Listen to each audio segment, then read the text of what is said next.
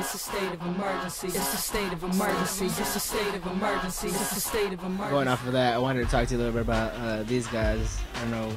These. Old school. Yeah, tell me about the Detroit experience. Yeah. You want me to hold it up? Yeah, hold that up. Let me know what kind of feelings you get. What kind of feelings you get from that? So let's see. So this one right here, this is the Detroit experiment. The track I did on here, The Way We Make Music, I did it along with a few cats from AML. It was actually Trey, KT, and Buff. I'm pretty sure that they rocked on the chorus. And I basically I was in New York for a few years to work with Anomalies, and then when I moved back to Michigan, I moved back to work with Detroit Summer and to do community work in Detroit, connecting hip-hop and social justice work. And I was just focused on that, and then I got a call one day. They wanted me to spit a verse on that project and do this remix. Kareem Riggins produced the beat, and it was just, it felt like a turning point for me, because it felt like there's no turning back. Like, I'm married to the city from this point on. Mm-hmm. You know what I'm saying? To be right. on a record called The Detroit Experiment with all the legendary Detroit musicians on there, from jazz to funk to hip-hop to techno, that are represented on there, and to be, you know, amongst that lineup, it just felt like, okay, like, this is where I'm supposed to be. And it just you know, confirmed that it was the right thing to do, to move back to Michigan and to move there in particular, and to make that my home. So when I see that record, it just kind of like reminds me of almost like my marriage or engagement or whatever you want to call it. Ring on the finger. Yeah, Gotcha. that's how it feels. That's cool. Yeah. No, that must be an excellent feeling. What about this Live Arts Media Project? The Live Arts Media Project. This here, this is a project that Detroit Summer, the organization I work with, worked on for several years.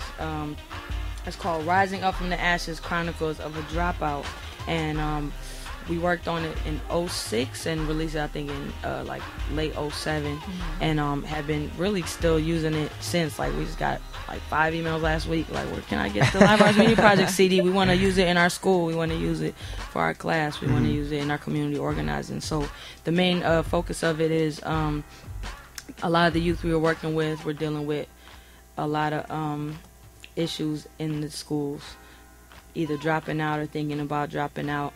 And Detroit has one of the highest dropout rates in the country.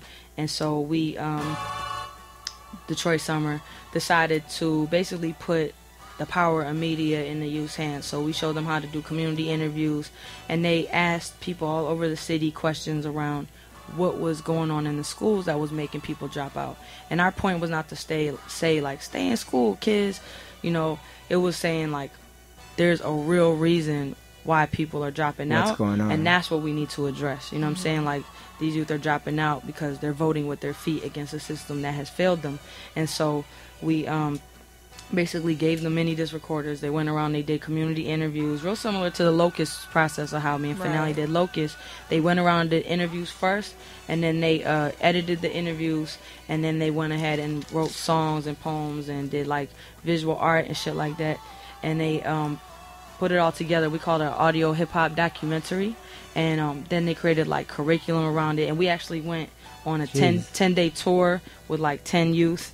Me and one other Detroit Summer person, Jenny Lee, and Finale actually met us up halfway, and we went to like all over the Midwest, linked up with community groups around there, and we basically like had the youth performing, doing workshops, and just taking this to a whole nother level to build a movement like nationally of youth who are opposing the injustices in the education system.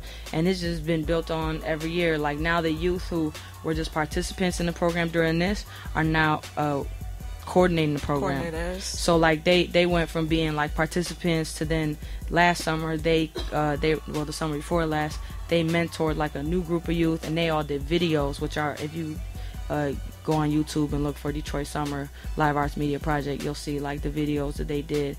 And then this next year they're going to be coordinating the whole program, so it's like actually bringing them into full leadership of the situation. And me and Finale did a track on here. My boy Buried Glory, he produced the track. So this is like a big part of who I am. Like this CD right here, it represents to me the endless possibilities for hip hop and social justice work, and how particularly how hip hop serves as a community-led education tool. You know what I'm saying? When schools have failed us, we learn things through the music, and I think that this represents that more than anything.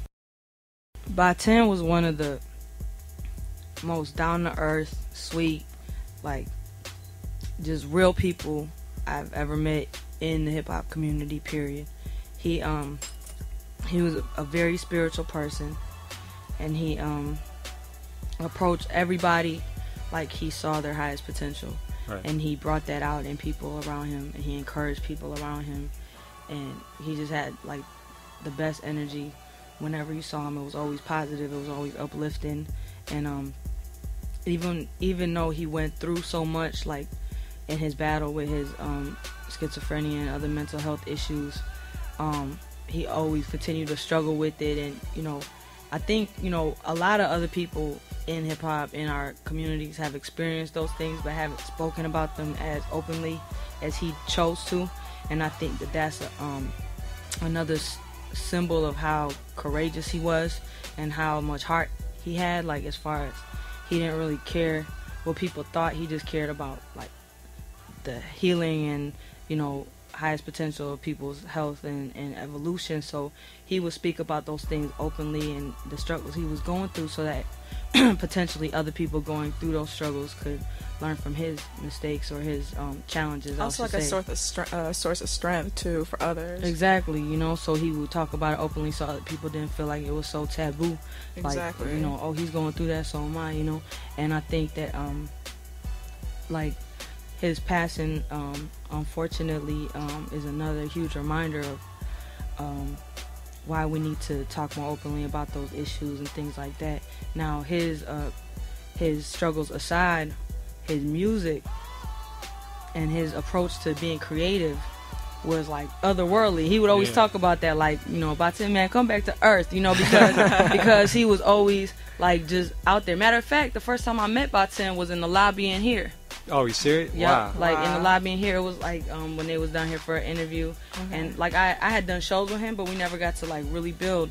And then when he was in here, I was speaking to him about his the way he approached doing ad-libs and like the layers and stuff. And I remember when Slum first came out, and a lot of people in New York at the time would be like, they're not lyrical enough, they're not lyrical enough. And now everybody is like mimicking their vocal style, because the way they approached it was all like, you know, stylized and all about the layers and all about, you know, just making your voice an instrument and making it, you know, an experience and something you could feel, as opposed to just intellectual, you know.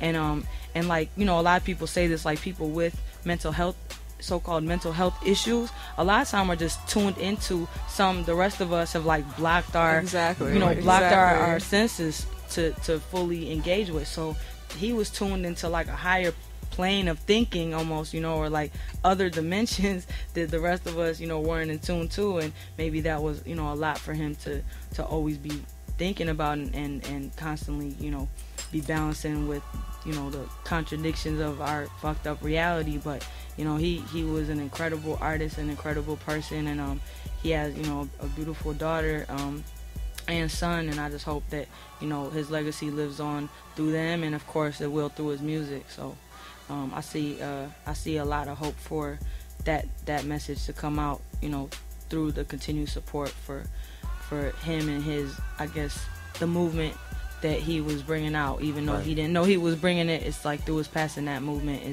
is being built, you know, so that we don't lose other geniuses like him.